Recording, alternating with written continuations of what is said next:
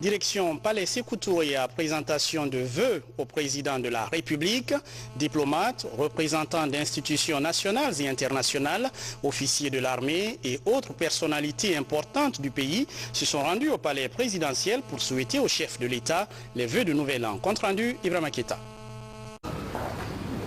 C'est dans une atmosphère détendue que le président de la République, le professeur Alpha Condé, a reçu les diplomates accrédités en Guinée et les représentants des institutions internationales. Ils sont venus présenter leurs vœux de bonne et heureuse année 2019 au chef de l'État. Il est tout d'abord revenu au doyen du corps diplomatique, l'ambassadeur russe Alexandre Brigadze, de planter le décor. Après 8 ans de séjour en Guinée, le diplomate russe a tenu à retracer le parcours de la Guinée sous professeur Alpha Condé. Ça fait presque 8 ans que je suis ambassadeur de Russie en Guinée. Depuis le 9 mars 2011, j'observe le développement de la Guinée, la bonne dynamique de son économie qui ne cesse que d'accroître, avec les chiffres impressionnants. Ces dernières années, on a constaté la croissance entre 10,5% en 2016 et de 6 au 7% en 2018, avec le pronostic de 7% en 2019. Le PIB de la Guinée a augmenté de 8,7 milliards de dollars en 2016 jusqu'à 11,5 milliards de dollars en 2018, avec le pronostic de 12,5 milliards de dollars en 2019. Connaissez-vous beaucoup de pays en Afrique qui font mieux? Vous connaissez beaucoup de présidents en Afrique qui font mieux? Soyons objectifs, soyons réalistes. On est témoin d'une grande réussite de la Guinée et de son président, de son gouvernement, dont les jeunes ministres entreront dans l'histoire de la Guinée comme génération Alpha Condé. Sous nos yeux, la Guinée devient premier exportateur de bauxite dans le monde. Sous nos yeux, la Guinée devient le pays le plus électrifié de l'Afrique. D'une année à l'autre, on circule mieux sur les routes entre Conakry et les régions guinéennes. La Guinée a obtenu pour les 10 ans à venir 20 milliards de dollars en promesses de financement public et privé au titre du plan national de développement économique et social lors de la réunion de Paris. Un autre impératif s'impose. Il s'agit de la gestion des projets convenus avec la Chine pour une enveloppe de 20 milliards de dollars qui seront investis dans les domaines de l'éducation, des infrastructures, de l'énergie et de l'agriculture. Aussi, les actions en faveur du renforcement de la paix et de la sécurité ont été évoquées par le diplomate russe. Pour cette perspective, il faut de la paix, parce que sans la paix, il n'y a pas de développement. La paix sociale d'abord, et encore un peu de patience pour que les bons résultats dans la macroéconomie se transforment en microéconomie, c'est-à-dire touchent le plus grand nombre de Guinéens. Beaucoup de pays dans le monde ont connu le déclin, l'essor, la relance, même le boom économique, en Amérique, en Europe, en Asie, surtout en Asie ces derniers temps. Il faut savoir suivre des leçons historiques de ces pays. Il faut savoir saisir le moment de l'élan pour le transformer en stabilité économique qui peut garantir la stabilité sociale et politique. C'est le moment pour la Guinée. Il faut le saisir. Il faut que toute la population guinéenne comprenne. C'est le moment pour manifester l'unité nationale, pour manifester le patriotisme, pour dire nous aussi, nous pouvons. Et vous pouvez, chers Guinéennes et Guinéens, vous pouvez et vous devez relancer ensemble votre beau pays sous l'égide de votre président légendaire qui, en se battant toute sa vie pour la Guinée démocratique, a été emprisonné, qui a été même condamné à mort. Mais son destin et le destin de la Guinée l'ont conduit cet ancien président des étudiants africains au pouvoir suprême de la Guinée. Depuis la Guinée devenue Guinée d'Alpha Condé, la Guinée qui est vraiment en marche aujourd'hui. Et vous, Monsieur le Président, vous êtes un exemple phare pour la jeunesse guinéenne. Malheureusement, le principe d'alternance qui domine beaucoup de constitutions dans le monde, mais pas toutes heureusement, impose la mentalité de revanche. C'est notre tour. Maintenant, c'est nous qui devons diriger le pays.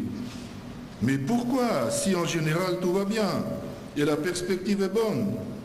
Mais parce que c'est tout simplement notre tour. Et on va s'imposer même par la force, par la violence, par la provocation, par le mensonge. C'est ça la philosophie qui inspire certaines personnalités pour exécuter dans la lettre certains articles de certaines constitutions. Mais les constitutions ne sont pas ni dogme, ni Bible, ni Coran. Les constitutions s'adaptent à la réalité, mais pas les réalités qui s'adaptent aux constitutions. Même chez les chrétiens, il y a le Nouveau Testament et l'Ancien Testament. Comme résultat, les activités économiques et sociales avaient été bloquées il n'y a pas longtemps dans ce pays, surtout à Conakry, par des mots d'ordre imposés aux populations par la menace et l'intimidation. Oui, Votre Excellence, Monsieur le Président, vous avez entièrement raison quand vous dites l'État, qui est garant de la protection des citoyens et de leurs biens, ne peut pas rester sans réponse. C'est pourquoi les PIA ont été créés dans les zones de turbulence pour protéger les populations contre les fauteurs de troubles. De droit, des mesures ont été prises pour dissocier les manifestants casseurs dont le seul but est de s'aimer le désordre. Nous vous soutenons, Monsieur le Président, parce que c'est aussi notre sécurité. C'est aussi nos conditions de travail dans votre pays. Nous soutenons votre appel au dialogue pour aplanir les contradictions politiques et sociales. Nous vous soutenons entièrement quand vous dites « Il nous reste à relever ensemble les défis dans la fraternité, le respect des institutions et dans un esprit de concorde nationale. » C'est surtout important, juste après la célébration, le 2 octobre 2018, du 60e anniversaire de la souveraineté nationale et internationale de la Guinée. Vous avez raison quand vous dites « C'est un événement qui est pour nous tous l'occasion de rendre un hommage exceptionnel aux héros de la cause africaine et aux grandes figures de notre pays. » Vous avez raison quand vous dites, en 1958, tous les leaders politiques de la Guinée avaient surmonté leur ambition personnelle pour s'exprimer en faveur de l'accession du peuple de la Guinée à sa souveraineté nationale. Cet exemple du patriotisme reste aujourd'hui pour le peuple guinéen une valeur essentielle pour la consolidation de l'histoire de votre pays. Je vous citerai encore, Monsieur le Président. La Guinée sera ce que nous voulons qu'elle soit. Et je reste convaincu que chacun d'entre nous souhaite le meilleur pour notre pays. Vous avez entièrement raison, Votre Excellence, Monsieur le Président. Nous, membres du corps diplomatique, nous aussi, nous souhaitons le meilleur pour votre pays. Bonne chance, Votre Excellence. La Guinée a besoin de vous, surtout aujourd'hui. Et comme le dit le dicton populaire russe, on ne change pas les chevaux au passage d'un cours d'une rivière. Actuellement, la Guinée est en ce passage. Soyez avec elle, cette belle et riche femme. La vie continue. Contrairement aux années précédentes, le chef de l'État a donné la parole aux ambassadeurs européens, africains, arabes, asiatiques et un représentant des institutions internationales. Chacun de son côté a apprécié les efforts de la Guinée sous l'impulsion du président de la République, le professeur Alpha Condé. De l'éducation en passant par les performances économiques, l'agriculture, la réforme de l'armée et du secteur de sécurité, l'éducation et l'énergie, les différents intervenants ont insisté sur le parcours exemplaire de la Guinée en si peu de temps. Dans son franc-parler habituel, le président de la République, le professeur Alpha Condé, après avoir souhaité ses vœux les meilleurs aux diplomates et représentants d'institutions internationales, a invité les uns et les autres à mieux s'intégrer pour mieux connaître la Guinée.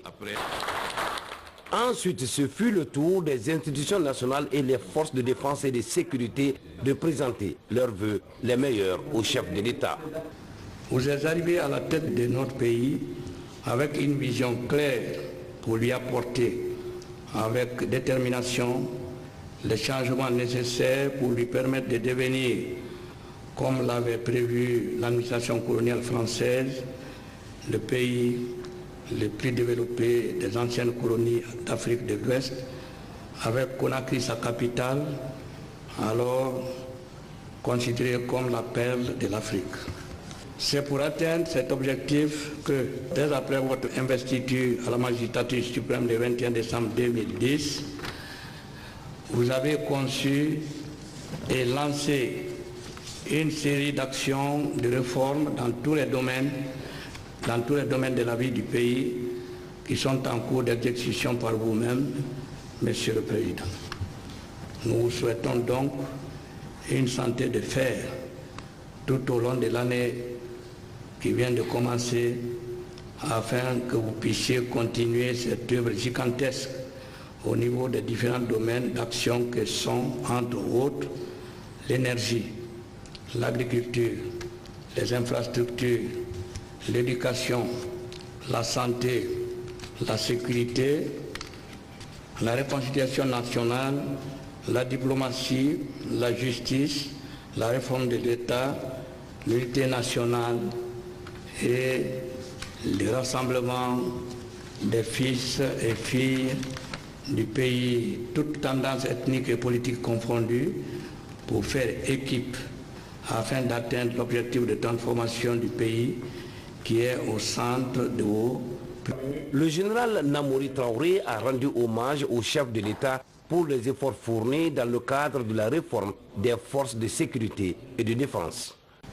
Les grandes actions de 2018 résultent de votre vision politique de la réforme du secteur de la sécurité qui veut la construction d'un système de défense et de sécurité fort, crédible, soumis à la volonté politique et adapté aux menaces réelles et diffuses du pays, car vous êtes convaincus qu'il ne pourrait avoir de développement socio-économique durable d'un pays sans la paix et la sécurité.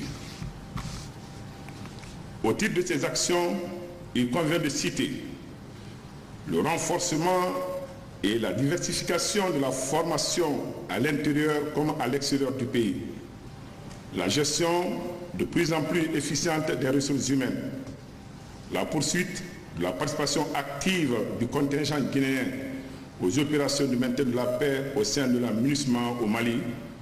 Cette participation soutenue de notre pays traduit la volonté africaine à prendre en main sa propre sécurité. L'acquisition de nouveaux équipements au profit des forces de défense et de sécurité. La reprise de la construction des infrastructures dans les différentes garnisons. Le maintien en conditions opérationnelles du matériel et l'amélioration des conditions de vie des hommes. Les actions civilo-militaires qui deviennent courantes et contribuent à améliorer nos relations avec les civils. Car dans le plan d'action de l'état-major général des armées, le concept armée-nation constitue une de nos priorités. Il est indéniable que des énormes efforts ont été fournis dans le cadre de cette réforme, mais force est de reconnaître que les défis sécuritaires à relever restent encore immenses. Cependant, votre engagement à construire une armée capable de protéger efficacement les acquis de notre nation est sans limite.